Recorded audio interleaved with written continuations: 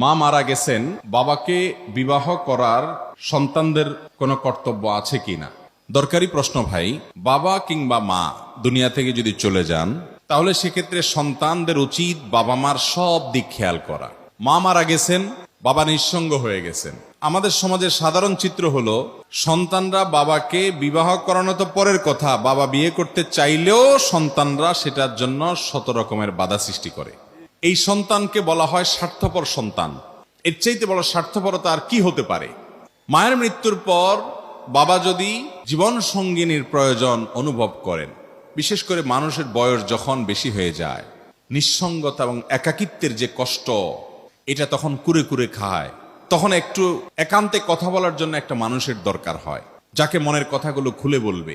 তো এই জন্য সন্তানদের বরং উচিত বাবাকে এবং তার জীবন সঙ্গিনী হিসেবে একজন স্ত্রীর ব্যবস্থা করা, উদ্যোগী হওয়া।